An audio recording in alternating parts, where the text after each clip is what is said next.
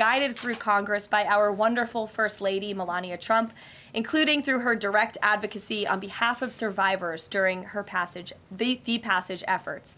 The Take It Down Act criminalizes the publication of non-consensual intimate imagery and requires social media and similar websites to remove such content within 48 hours of notice from a victim. The First Lady thanks all those who voted in favor of this important legislation, and the President looks forward to signing it when it arrives on his desk. Today officially marks 100 days of promises made and promises kept by President Trump. This has truly been the most historic start to a presidency in American history.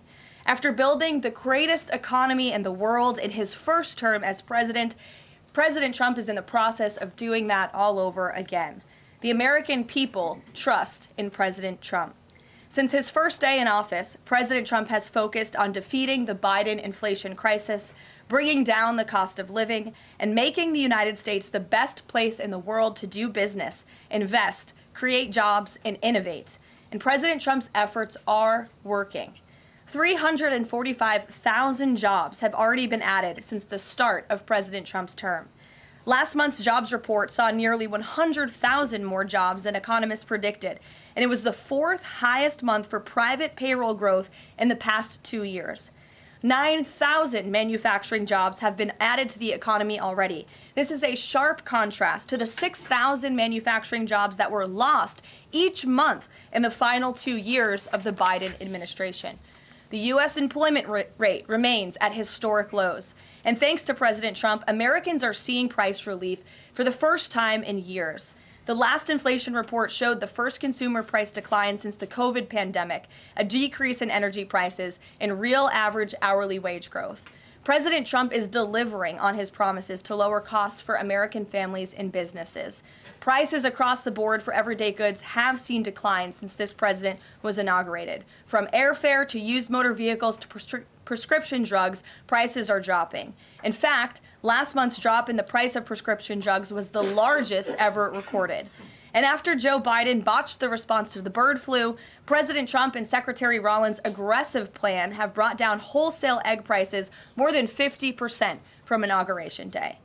President Trump ended Joe Biden's reckless war on American energy and fossil fuels and has restored American energy dominance. And Secretary Wright, Secretary Doug Burgum are working hard on that effort every single day. Oil and gas prices are now way down because of this bold approach. Gasoline prices down 7%, energy prices are also down as well. The Department of Interior just announced a new offshore drilling policy that will boost oil production in the Gulf of America by 100,000 barrels per day. On the deregulation front, President Trump is committed to cutting senseless red tape, especially for America's small business owners who are the backbone of our economy. We know cutting regulation leads to lower costs and higher growth. The mass deregulation effort by this administration will help usher in the golden age of America, which is underway. Immediately upon taking office, President Trump blocked all of the unfinalized Biden-era rules, saving Americans more than $100 billion, or $2,100 per family of four over the next decade. And the president also launched a bold multi-agency effort to roll back existing federal regulations that drive up the cost of living on hardworking families. This effort is projected to yield significant cost savings in the coming months, including the EPA's rollback of tailpipe emission rules for light-duty and medium-duty vehicles and the Department of Transportation's latest corporate average fuel economy standards. These two efforts alone yield $755 billion in total savings, or more than $8,800 per family of four over the next decade. In total, the combined savings from all of these actions equal just over $935 billion, or nearly $11,000 in real savings per family of four per the coming decade. The press is not talking nearly enough about the positive impact of President Trump's deregulation campaign. And investments from the biggest companies and countries in the world are pouring in under this president. So far, total investment commitments under the Trump administration have reached more than $5 trillion, including $500 billion from Apple in U.S.-based manufacturing and training, $500 billion from NVIDIA and AI infrastructure, $100 billion from TSMC and US-based chips manufacturing, and the $500 billion private investment by OpenAI, Oracle, and SoftBank in AI infrastructure as well. All of these investment commitments are estimated to generate at least 451,000 new high-paying jobs for American workers and families. At this point, President Trump has secured more investments in the United States of America in 100 days than Joe Biden did in 4 years. President Trump is America's businessman in chief, and that's why these trillions of dollars in investments are flooding to our country. The business community is bullish on America because President Trump is back in charge. Tomorrow, the president will host CEOs and leaders from several companies that have made these investments to tout their historic commitments to our country and encourage others to follow suit. Under President Trump, there has never been a better time to invest in America. And the president finally said enough is enough and refused to allow America and our workers to be ripped off any longer on trade. President Trump implemented powerful tariffs to end the era of economic surrender and to rebalance America's trading agreements. More than 100 countries have already come to the table looking to offer more favorable terms for America and our people. There has never been a president who has created his own leverage like this president, and we are just getting started. Republicans in Congress are getting very close to passing President Trump's one big, beautiful bill, which will include the largest tax cuts in American history, strong border security measures, major military advancements, dramatic deregulation, and common sense spending reforms. As President Trump has said before, the best is yet to come. For more on President Trump's economic successes so far and the plans ahead, I want to pass it off to our incredible Treasury Secretary Scott Bessent, who is here today, and we will open it up to questions. In our new media seat, we have Brendan Peterson, the financial services reporter for Punchbowl News. Punchbowl News covers power, people, and politics based in Washington, D.C., laser focused on Capitol Hill, the politics of legislating, founded in 2021, and it is the first newsletter that Capitol Hill and the White House reads every morning in the middle of the day and throughout the evening. Thanks for being here with us, and we'll start with you today. Thanks so much for being here. I have a question for Secretary Bessent. On tariffs, the president said over the weekend that we are hoping that maybe tariff revenues could replace income tax. But we also keep hearing about the deals that the administration is pursuing. So my question is, what is the White House's ultimate objective here? Do you want to have long-term tariff revenue or deals that might reduce those tariffs? I think it's a combination of both. So we're going to take in long-term tariff revenue. We put a process in place. We have 18 important trading relationships. We will be speaking to all of those partners, or at least 17 of them, over the next few weeks. Many of them have already come to Washington. What President Trump is referring to is the ability for tariff revenue to give income tax relief. And I think there's a very good chance that we will see this in the upcoming tax bill. The president campaigned on no tax on tips, no tax on Social Security, no tax on overtime, and the restoring interest deductibility for autos, for American-made autos. So tariff income could be used for tax relief on all those immediately. So you think that there is a role for significant tariff revenue in U.S. fiscal policy? I think that it is something that got put away a long time ago, and I think that tariffs will bring back American manufacturing and generate substantial revenues. On manufacturing, we've seen some pretty grisly surveys this month from the Philly Fed, which saw the biggest drop since May of 2020, and the Dallas Fed, similar plunging outlook, poor shipping orders. What are American manufacturers not understanding about your push for onshoring in the U.S.? Well, I think I was in the investment business 35 years, and I learned to ignore the survey data and look at the actual data, and the actual data has been quite good. The job data is good. Americans keep spending, and as Karoline said, we have these incredible commitments to bring manufacturing back on shore with record investment by domestic corporations and foreigners who want to come into the U.S. Thank you so much, Caroline. Thank you, Mr. Secretary. The Chinese continue to say that the U.S. and China are not engaged in any consultation or negotiation on tariffs. You recently said you've talked to your counterpart, but more about, quote, traditional things like financial stability. So can you clarify, is the administration talking to Beijing specifically about tariffs or not? Well, we're not going to talk about who's talking to whom, but I think that, over time we will see that the Chinese tariffs are unsustainable for China. I've seen some very large numbers over the past few days that show if these numbers stay on, Chinese could lose 10 million jobs very quickly, and even if there is a drop in the tariffs, that they could lose 5 million jobs. So remember that we are the deficit country. They sell almost 5 times more goods to us than we sell to them. So the onus will be on them to take off these tariffs. They're unsustainable for them. And they are saying you guys are not talking about it. So is that true? Look, they have a different form of government. They're playing to a different audience. So I'm not going to get into the nitty-gritty, again, of who's talking to whom. But as I said, I believe for the Chinese, these tariffs are unsustainable. And very quickly, 2 days ago, you said you didn't know if President Trump had spoken to Xi Jinping. Do you know now? Again, I would say Caroline and I have a lot of jobs around the White House. Running the switchboard isn't one of them. Bloomberg, go ahead. Secretary Bessent, thank you so much for being here this morning. You've talked about the importance of giving investors certainty when it comes to the market, yet the Trump administration is continuing to negotiate several complex trade deals in a very sort of compressed time frame.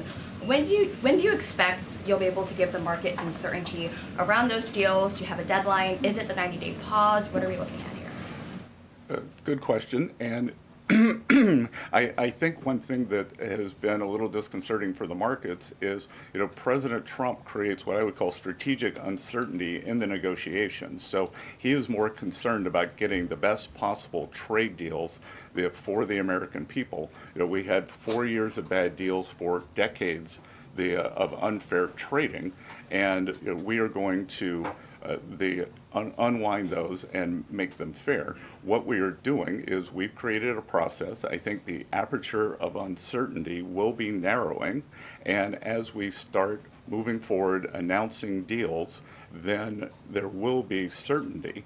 But certainty is not necessarily a good thing in negotiating. Mr. Secretary, last night there were reports on the administration sort of walking back a little bit on the auto tariffs. Can you sort of just elaborate on that decision there and what we can expect going forward, and why sort of the shift in those auto tariffs? Well, President Trump has had meetings with both domestic and foreign auto producers, and he's committed to bringing back auto production to the U.S. So we want to give the automakers a path to do that quickly, efficiently, and create as many jobs as possible.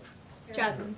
Thank you so much, Caroline. Thank you, Secretary. Back on China, does the administration anticipate supply chain shocks or supply shocks coming now that cargo shipments from China are significantly down? And if so, are there plans in the process of how to address that?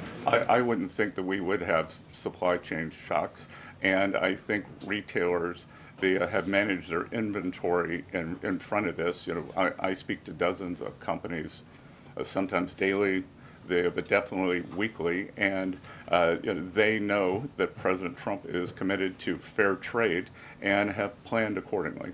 And then second question, can you outline the timeline for when you think some of these deals, particularly with your Asian countries like India, Japan, South Korea, you may have an announcement?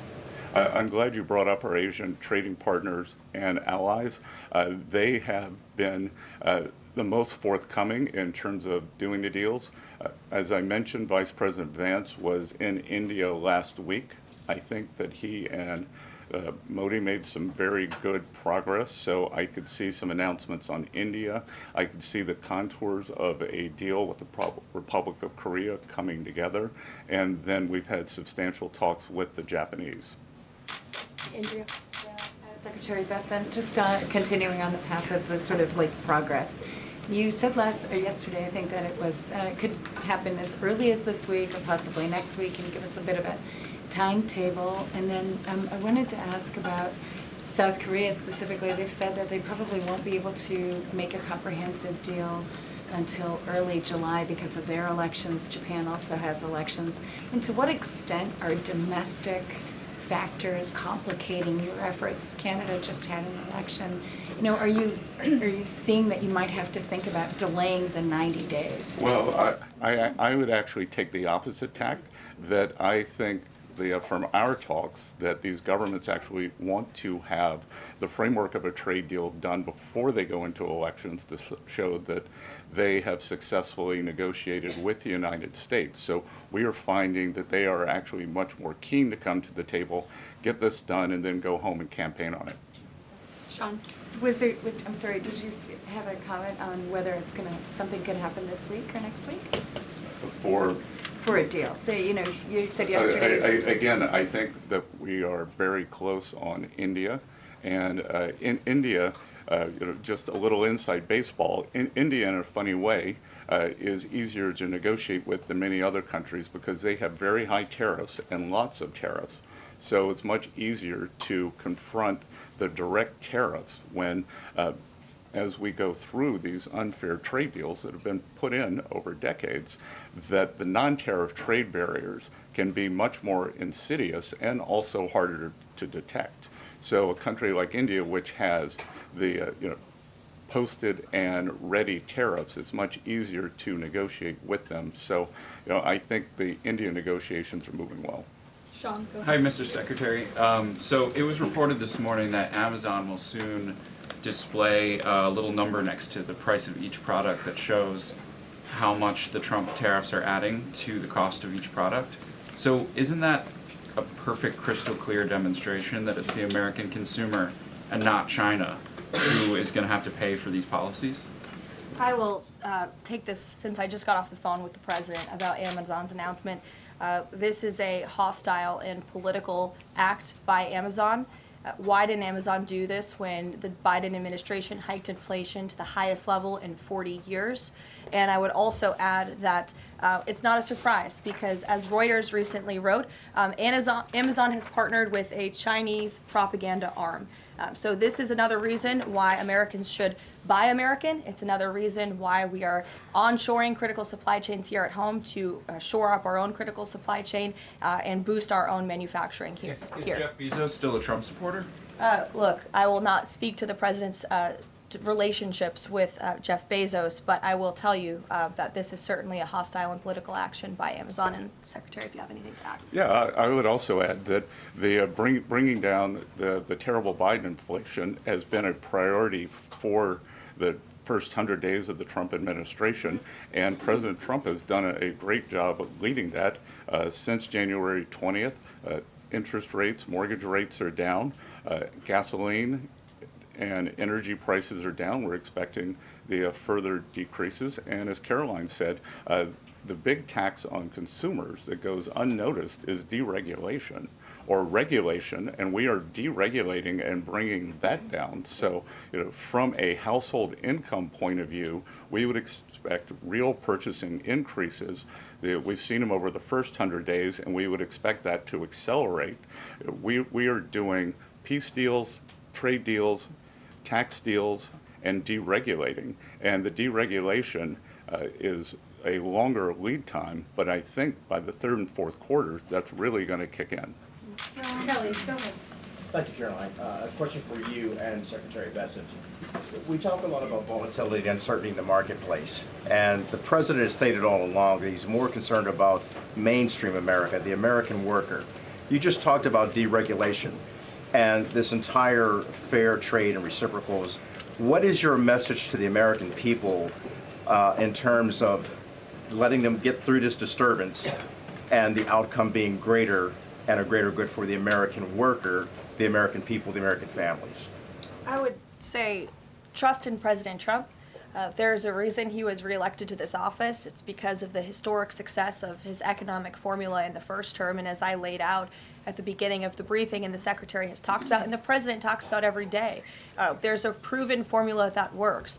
massive deregulation, energy independence, and tax cuts, which are coming. And the Secretary is working very hard on that with our counterparts on Capitol Hill. If you want to talk about that, that's a huge deal to put more money back into the pockets of hardworking Americans. As for the fair trade deals the president is trying to negotiate, he's not just righting the wrong of the mess that he inherited from the past 4 years of the Biden administration. This is a mess that has been created for the past 4 decades that has sold out the middle class, that has moved jobs overseas. You think about our heartland, middle America, what towns used to look like, what they look like today. President Trump wants to restore the golden age, and it's a process to do that. And that process is underway, but he's put together a fantastic trade team. Secretary Bessent, Secretary Lutnick, Jamieson Greer, all working incredibly hard on this effort 24/7. But tax cuts are coming, and that's key. And Mr. Secretary, why don't you talk a little bit about that? Yep. So it's really a three-legged stool in the economic policy.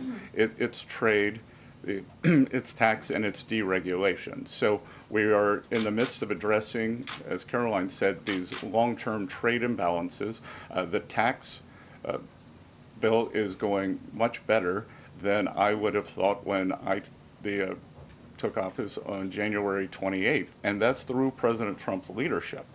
That Speaker Johnson, Leader Thune are united. Speaker Johnson, we had a very good meeting yesterday with somebody called the Big Six, NEC Director Kevin Hassett, myself, Speaker Johnson, Leader Thune, Committee Chairman Jason Smith, and Senator Crapo. And the tax bill is moving forward. It is going to give permanence to the 2017 Tax Cuts and Job Act, which will, back to the question on certainty, it will give American business certainty, it will give American people certainty, and then President Trump is also adding the things for working Americans that is talked about earlier: no tax on tips, no tax on overtime, no tax on Social Security, making auto payments deductible. So that will substantially address the affordability crisis. And the other thing that I would note, and back to data, is that the Vanguard, one of the largest money management firms in America, said that over the past 100 days, 97% of Americans haven't done a trade. And in fact, individual investors have held tight while institutional investors have panicked. So individual investors trust, investors trust President Trump. Megan, in the back. Can you detail for us exactly what we should expect as far as relief on the auto tariffs front? And then further, Mr. Secretary, should we expect other industries to also get relief the way we've now seen for auto and tech as well? I'm not going to go into the details of the auto tariff relief, but I can tell you that it will go substantially toward reshoring American auto manufacturing. And again, the goal here is to bring back the high quality industrial jobs to the U.S. President Trump is interested in the jobs of the future, not the jobs of the past. We don't need to necessarily have a booming textile industry like where I grew up again, but we do want to have precision manufacturing and bring that back.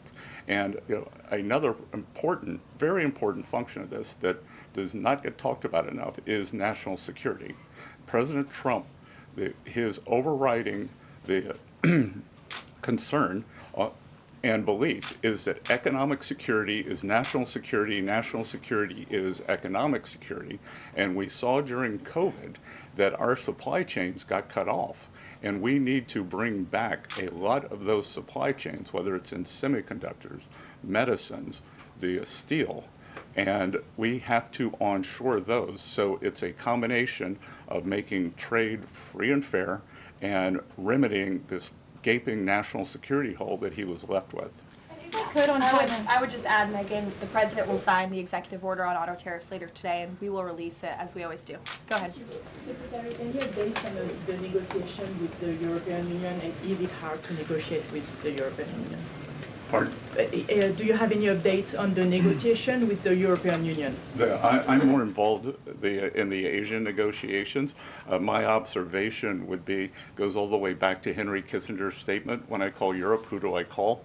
So we're negotiating with a lot of different interests. Some of the European countries have put on an unfair digital service tax on our big internet provider. France and Italy, other countries, Germany and Poland, don't have that. So we want to see that unfair tax of one of America's great industries removed. So it's going to be a give and take. So they have some internal matters to decide before they can engage in an external negotiation. Edward. Thanks, Caroline. Mr. Secretary, so contacts I have in the business community say that they're basically frozen for long-term investment because of the uncertainty around tariffs. How long do you think President Trump has to make a deal before there's damage to the economy? Look, I think that what we're seeing is that business leaders, they've gone into a pause, and I think we're going to give them great certainty on this tax bill. And I think over the next couple of weeks, as I said, we have 18 important trading relationships. We'll put China to the side. 17 they are in motion. And then, as I said yesterday, I think there's a very good chance we're going to get this tax bill done. And the tax bill is going to be very powerful for domestic U.S. investment. So what we are going to do, one of the most powerful parts of President Trump's 2017 tax bill was full expensing of equipment. We are going to make that, as President Trump said in his speech to Congress, that will be retroactive to January 20th. The other thing that we are looking to add is full expensing for factories. So bring your factory back. You can fully expense the equipment and the building. We will couple that with deregulation, cheap energy, and regulatory certainty, and that will continue to make the U.S. the greatest destination for domestic and foreign investment. And the president, well, if I could follow, just the president said that world leaders would like to meet with him in Rome, in Vatican City, about trade. Other than President Zelensky, who did the president meet with, and about trade, and when could we get some of those deals? The president met with President Zelensky, as you know, which we talked about, and the president continues to be engaged with his fellow fellow leaders around the world in the European Union. You've seen many of them visit the White House. I want to harp on, in closing, the point the Secretary just made. On the campaign trail, the president promised the American public that he was going to make America the best country in the world to do business again. The lowest taxes, lowest regulation, lowest energy costs of anywhere in the world. And if you do business in the United States, you won't pay a tariff, you won't pay a price. That's not just good for companies around the world, but it's good for the American worker. That's what this team is focused so hard on every day. We have work to do. The golden age of America is underway. But as I pointed out in the beginning, there's a lot of reason for the American consumer, the American CEO, the American small business owner to be confident and optimistic about this president and where we're headed. So you will hear more from the president himself later this evening. He is traveling to Michigan, as you all know. He'll make a stop at the Air Force Base with Governor Whitmer, and then we will head to a rally tonight where you'll hear more from him directly. So we'll see you in Michigan. Thank you, guys. Thank you, Caroline.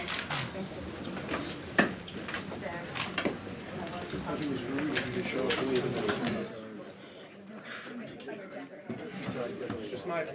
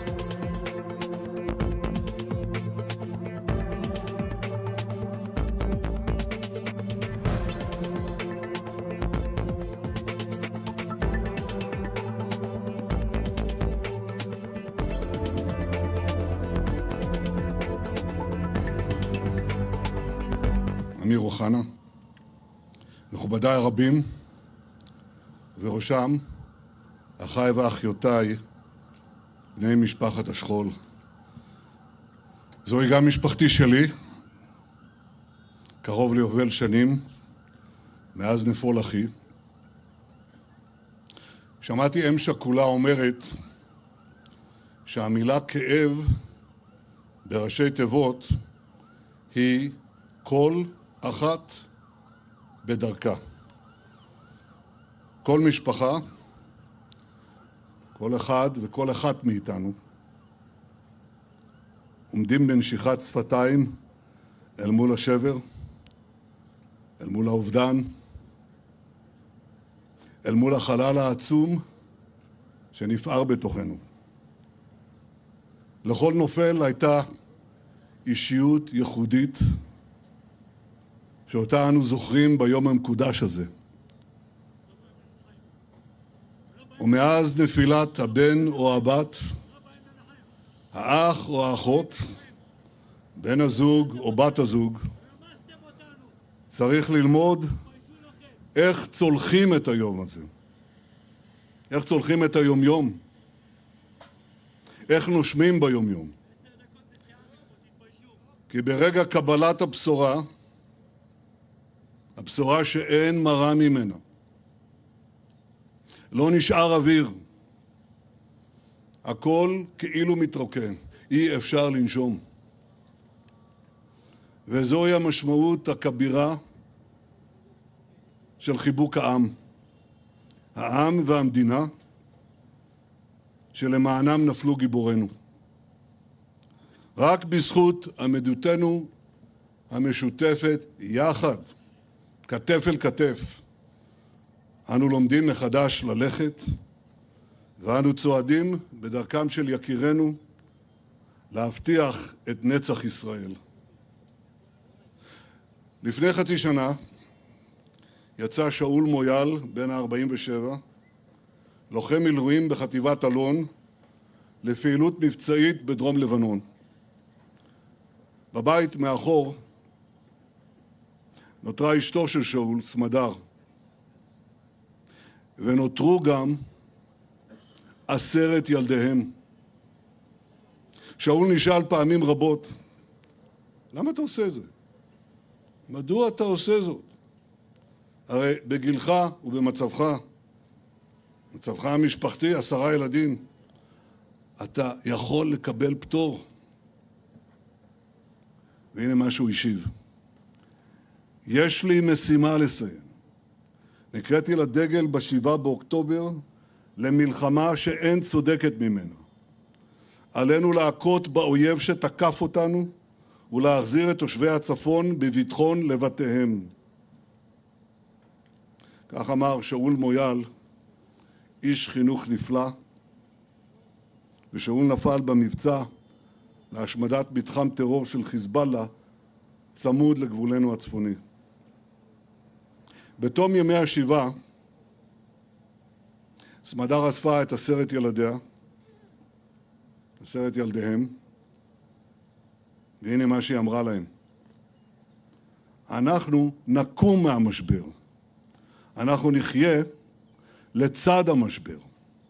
כרגע ישנו בור עמוק בחיים שלנו, אבל מעליו נקים גשרים. נוסיף לתת מעצמנו למדינה ולעם, כי זוהי זכות עצומה. מכובדיי, הרוח הבלתי מנוצחת של משפחת מויאל היא הרוח של 25,417 חללי מערכות ישראל. יהודים, דרוזים, נוצרים, צ'רקסים, מוסלמים, בדואים. ובתוכם נופלי הימים האחרונים, גאלב סלימאן אל-נססרה, אסף כפרי, נטע יצחק כהנא ועידו וולוך, זיכרונם לברכה. לכל אלה מצטרפים אלפי הנפגעים בפעולות האיבה. לכולנו בית אחד, לכולנו מדינה אחת, לכולנו גורל אחד לכולנו עתיד אחד. קיבלנו הזדמנות היסטורית לחדש את עצמאותנו הלאומית, ואני אומר לכם, אני אומר לעצמי ולכל אחד מאיתנו, לא נקבל הזדמנות נוספת. ולכן עלינו לשמור מכל משמר על מדינת ישראל. כך עשו קודמנו בדורות עברו, וכך אנו עושים גם היום. כולנו למדנו, כפי שראינו עכשיו, כפי שנראה ברגעים הקרובים, כולנו למדנו שדור המסכים, דור הטיק-טוק, כפי שקראו לו, הדור הזה יודע לצאת מהמסך ולהתחבר למציאות. מאז מתקפת שמחת תורה, טבח ה7 באוקטובר, משרתי צה"ל וזרועות הביטחון מתגלים במלוא תפארתם. הם מסתערים